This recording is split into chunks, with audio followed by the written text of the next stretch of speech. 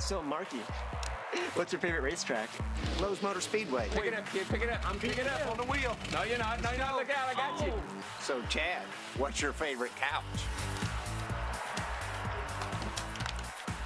Luke, I am your father. What's wrong with you, man? Come on, get him.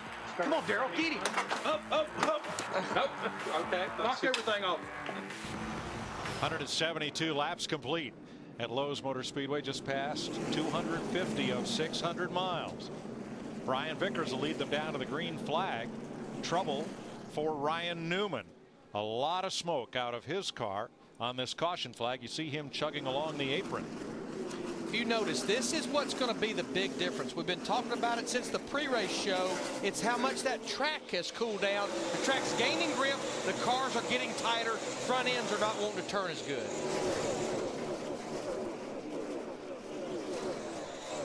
Lead lap cars on the outside. David Stremme leading the inside line, trying to get back on the lead lap. Stremme's number 40 is 16th. And you know, it's a little bit of a tuner's nightmare on the engine too.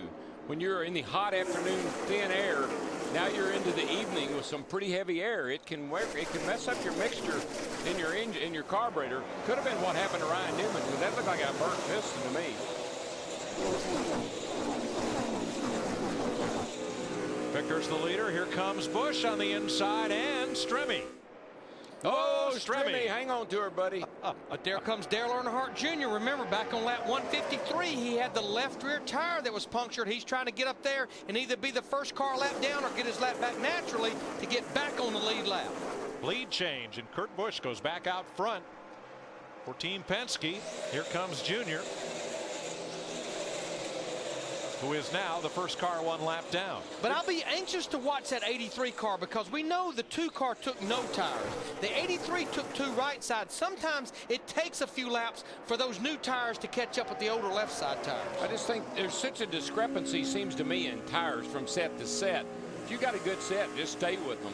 Looks like the hot tip to me. Show you the last pit stop for Brian Vickers under that caution. 2 tires, roll that wheel away. Whoops. Up and over, and away he goes. Ready to go. And there was a question in my ear: does the jack not have to be back across the center line of the pit road? Is that leaving the pit box before equipment's back? The jack does not. The tires do, but the jack does not. Tony Stewart closing on Kyle Busch. This battle is for 4th place. Lowe's Motor Speedway in shade, and problems for Stremme. Might be that wiggle we saw off at turn 2 over there. Might be his problem. He was trying to be the first car. Definitely got a loose wheel, sounds like. Had a vibration evidently right after that last pit stop. 6 cars in the garage. At one point there were more than a dozen from 2 big crashes. Jeff Gordon is done for the night. So is Dale Jarrett, Elliott Sadler, Jeff Green, and Greg Biffle. And now Ryan Newman has retired his Alltel Dodge that started on the pole tonight.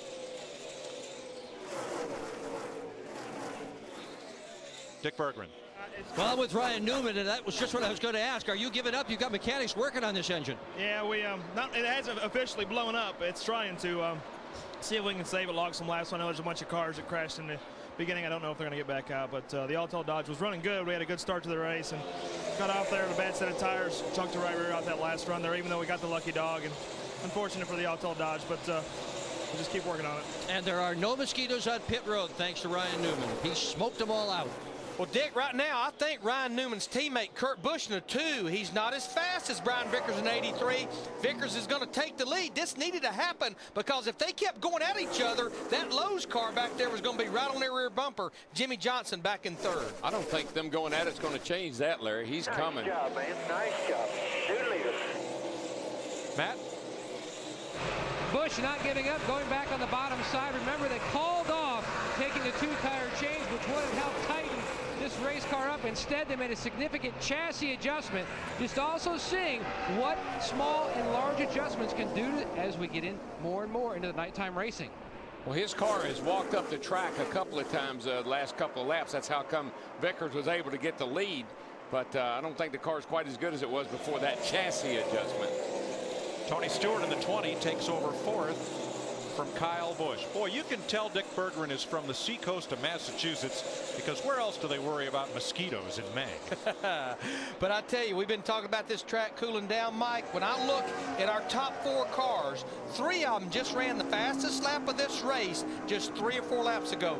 Vickers, Jimmy Johnson, Tony Stewart, and then throw David Reagan in there as well back about 6 laps ago, his fastest lap. We come from 32 flat at the beginning, and now we're at 30.7, and before the night's over with, probably high 29s. Business just keep picking up.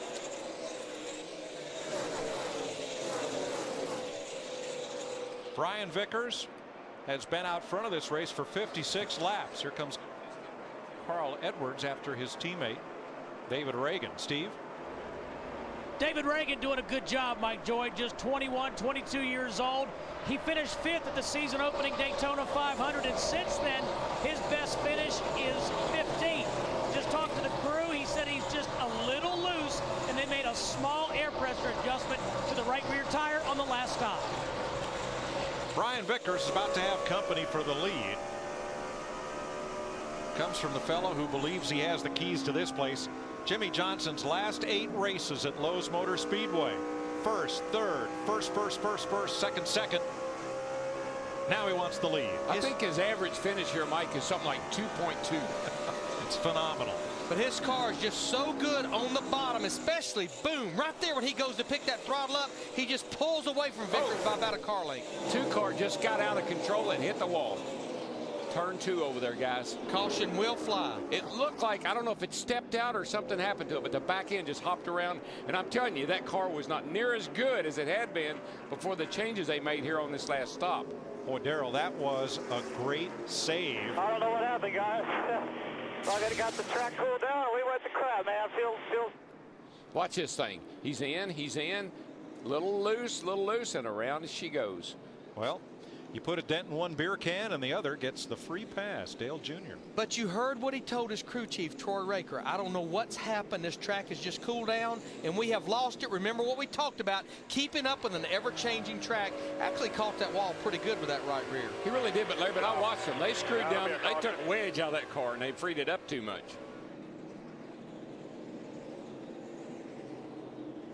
Kurt's wife, Eva. Oh, don't worry. We're not even halfway yet. Plenty of time to make that up. But I just think of so many races where Kurt has had such a great car. There's his crew chief, Troy Raker. We're going to put the track bar back up 1 round. There you go. Last week in the All-Star race looked like they just had got it dialed in. And go back to the Daytona 500. I mean, he absolutely had the car to beat. You're going to need some bear bond over there. Somebody can take it with. Well, wasn't it ironic that the car that he crashed with battling up front in the Daytona 500 was the one right behind him right there, Tony Stewart? That car is not hurt. That car is going to be fine. They banged that quarter panel back down.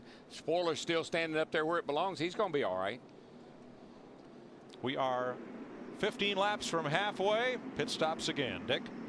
And Carl Edwards likes his track position, so they have no tires on the wall, Mike. This is going to be a fuel-only stop. These cars tonight all seem to want to run up front, so there goes Steve. Tony Stewart said I could stand to be freed up just a little bit more. Right side tires only for Tony for track position. Krista.